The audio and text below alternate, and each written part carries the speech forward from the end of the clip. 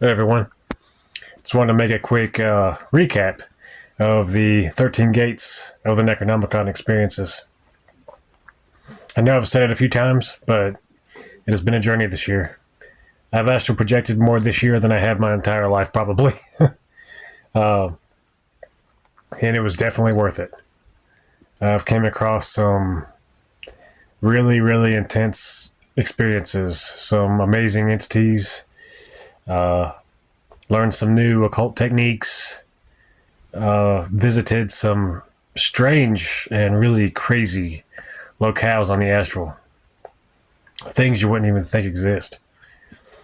Uh, but yeah, this is just going to be a little recap about some of that. First gate, the great tongue twister. The first gate, the great races. That was the gate that I went through, and I came across the five vampire spirits of Lilith. You know, Ingrida, Sarathanel, Ingirica, Lodrinos, and Sakel. It's a really potent gate if you know of any entities or demons or goetic spirits. You see underneath them they have like say 25, 30, however many legions underneath them. You can use that gate to learn the prominent names of the spirits underneath them. So it's a good gate for that. Second gate, unique personalities. I used that one when I talked to John D and got that talisman for prosperity. And what's interesting about that gate, it's almost like a form of necromancy because you're talking to people who have lived hundreds, if not thousands of years ago. I even talked to King Solomon one time and got a chant from him for evocations. So if you know of anybody that is from the history, it could be a cult or not a cult, that you would like to tap into their mind, you can go through that gate and communicate with them. I'm sure you could do the same with ancestors through that gate. The third gate, Gods and Devils, one of my favorites. That one, I communicated with a few different potent deities and entities. That gate, I went through and spoke to Lilith, and I did not want to leave when I went to her kingdom. I just wanted to stay in that area and just chill, you know. There was that one entity that appeared as a statue, and Zagreus, yeah, he was a really cool necromantic entity that I learned a lot more about. That was a really cool experience. Also, the Crawling Chaos. When I opened the gate using the lunar mansion, or using the lunar chariot, the power here went off for like 3 days. And I was like, damn. So I had to go stay with some family until the lights came back on. Fourth gate, monsters. That one, I started having crazy dreams in. Because there was, I think, some of the young of Shub-Niggurath started becoming attracted to my workings, and they would hang out outside my place. And I would have dreams about this huge, colossal entity. It would look like almost like a cone, like a tornado. It's small at the bottom and gets bigger at the top. And at the top, it had a ring of goat eyes and tendrils coming out of it. And that was a really, really creepy entity, and it hung around for a while. That's when you gotta start developing your base of operations, as it were, your protections, and some banishings have on hand, because things will start becoming interested in you and what you're doing, because you're opening all these different gates, exploring these different realms, bringing all these energies into your life. The fifth gate, human habitations. That was pretty cool. I went to a couple of different locations where people dwelled, and it's interesting because you'll get hints of the history of a place when you astral travel through this gate and explore the different realms and different places that humans have resided. Sixth gate, alien dwellings. That one's a little bit more surreal. It's more, I guess you could say like if you wanted to scry the land of fairies or the land of Jinn or the land of the gnomes or elemental realms and things like that, you could use that gate to successfully explore those. We did, in collaboration with Nosage, the Conqueror, aka Johnny Khan, I did scry a chant from Rallia, where Great Cthulhu lies. And he actually used that chant and he downloaded some information that ended up resulting in a book, which is really cool, about using the tarot cards for sorcery. So if you want some downloads from different realms, different pockets of knowledge, you can use that gate for that. The seventh gate, the Dreamlands. Unfortunately, I didn't get to experience that one too much because that gate only lasted like 3 days or so. I'm going to have to wait until the moon enters it a few times to get a greater feel for it. I actually tried to drive into my subconscious the Dream Quest of Unknown Kadath by H.P. Lovecraft so I could get like a layout of the Dreamlands in my subconscious, and then I could use it for repeated astral exploration. I believe in one of my experience reports, I talked about communicating with either Nasht or Kamantah. They are the priests at the Cavern of Flame. After you go down 70 stairs, you talk with them, and then you go down 700 stairs to the Dreamlands. And they gave me a pathworking, which I used for a while to explore the Dreamlands. And I'm starting to be able to tap into that realm more if I focus on it throughout the day instead of right before I go to sleep. And sometimes my dreams will take into account if I'm listening to any audio stories. They'll start manifesting in the dreams, which is really cool. The other night I tried it, and instead of dreaming about the Dream Quest of Unknown Kadath and all those places, I dreamed I was in a classroom and the teacher was reading about it, reading the story, and I was like, well, that didn't work. All right, moving on. Other worlds. That was really profound on the physical effect. Like a couple of those I went through, like when I explored Jupiter, the Great Red Spot, and it had a talisman charged by it. That kind of screwed up my nervous system for a bit, if I'm going to be honest. I had to ground, I had to re-invoke some elements, and rebalance myself after that. So there are some risks to some of these gates. Trappist 1E and the Evokor, that was really cool. Just coming across different astral realms that people don't normally go to, and finding out what's in these unexplored realms, you know. I really like the different planets and stars and stuff that don't have much mythology behind them, because then you can just explore what's naturally there before people start thinking about them all the time. Sort of like fresh astral material, you know. I think that gate could possibly be used to create your own world on the astral, or your own path workings, your own dimensions, as it were. Okay, the ninth gate, which is books, it's probably one of my favorites, to be honest with you, because as an occultist, you know, you like to collect a lot of different books and study a lot of different things, bounce off ideas with different books and stuff. But the cool thing about this gate is it opens you up to diving into pockets of knowledge, which is really useful because a lot of occult books are really expensive.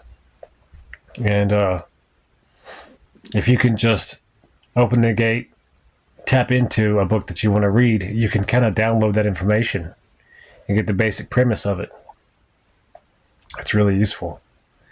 There's also some astral occult grimoires that probably will never be published, but they're out there energetically anyways. Like De Vermis Mysterious, or Mysteries of the Worm.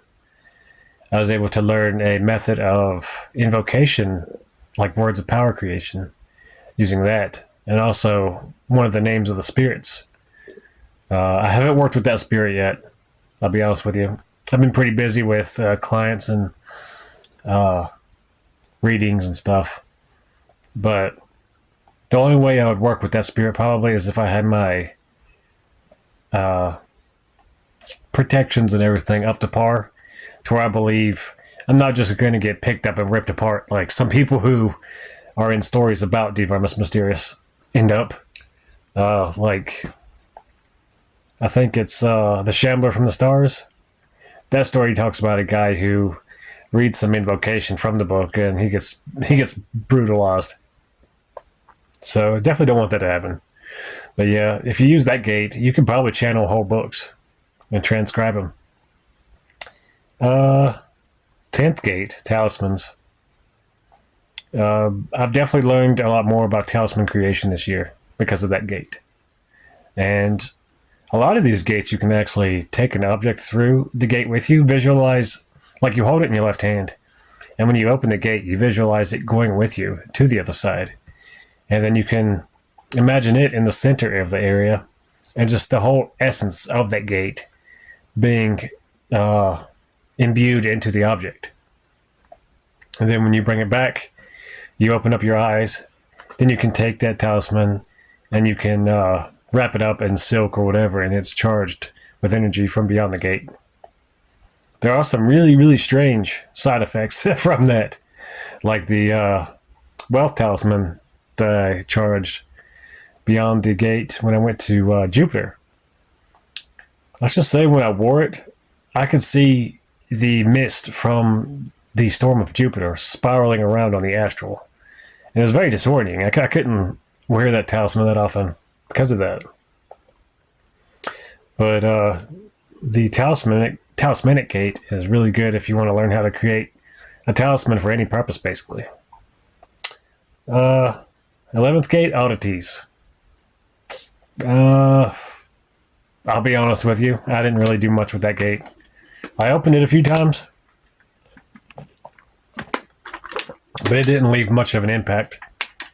What's funny is that's the gate where you can focus on cat spirits. So if you have a cat familiar, you could open up that gate and you could explore their astral lineage and their the astral landscapes they go to when they sleep.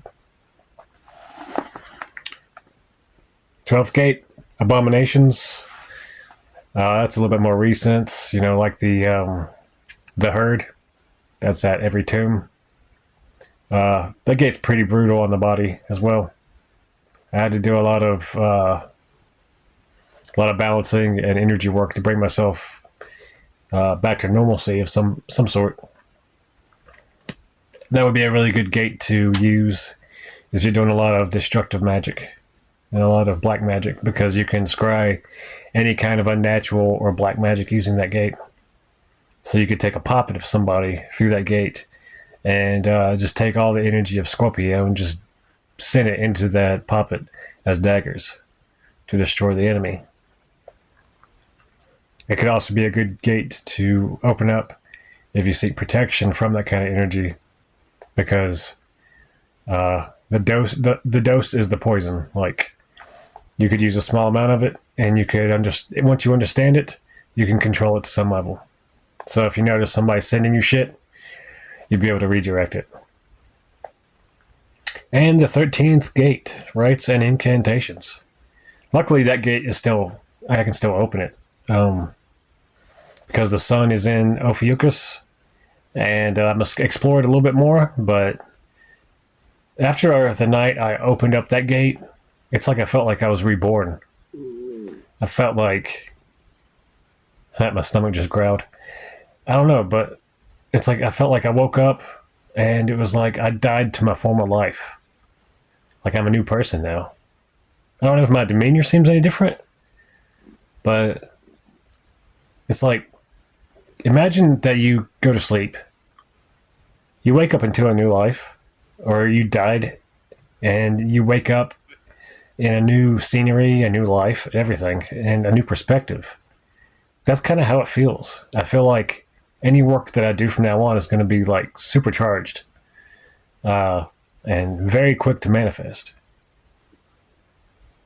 And so I've just been kind of chilling since then. Other than, the usual client work, I've just been kind of letting myself recap and just rethink of everything and just kind of assimilate all the experiences throughout the year. Now, would I recommend the journey to anybody? Absolutely. I would recommend it to everybody. If you have issues like, say, schizophrenia or severe depression and things like that, I would say use caution. Take your time. No need to rush through it. And I believe that, I haven't proven it yet, but I believe that there is hidden gnosis if you open the same gate through the solar chariot and the lunar chariot, because they have different natures. Like the moon is like the shadow nature of the sun. So to completely understand the gate, I think it's best to open up the gate by both the sun and moon. So that's something to think about. But yeah, I'd highly recommend it. I think I've grown as an occultist, as a person. I have a lot of artifacts after that gate, or after those gates. What else would I like to say? Compared to the clip-off, I would say, I might get some backlash from this, but I would say I honestly got a lot more from the 13 gates than I did the clip-off. It seems to be more building a person up than just completely destroying a person, leaving them bereft of pretty much everything, I kind of felt that way with the clip-off on some levels. Like I was just destroying different aspects of myself that no longer serve themselves, building my other, more infernal aspects up. But all in all, I enjoyed the 13 gates more than I did the clip-off. You also get to dive into the energy of each of the 13 zodiac, which is really cool, and that's really handy for whatever kind of energy work you're trying to do later on in life. But yeah, just take your time. Have some way to document your experiences, whether it be audio, video, a notebook, and chart your journey, because that way you don't lose any of the information that you receive through these gates. I'm honestly surprised that there's not a lot more people documenting their experiences with this book. I saw reviews online when I first got the book, and I was like, okay, no one's talking about actually going through this gate. What the hell? So I figured I might as well be one of the first to openly document, an experience through these. Anything else I'd like to say? I'll probably eventually get a tattoo of either my favorite key in this book or something that represents that I did pass through all 13. That would be really cool. And when I get that, I'll show everyone. But yeah, there might be some more reports coming as I'm still exploring the 13th gate. But this is just a general recap of the whole process. Anyways, this is my book now. It's kind of battered and beat up all to hell. Just from so many rituals and stuff.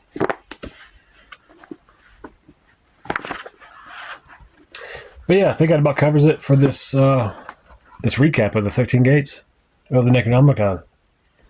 Highly recommend the journey. Anyways, Infernal Hells.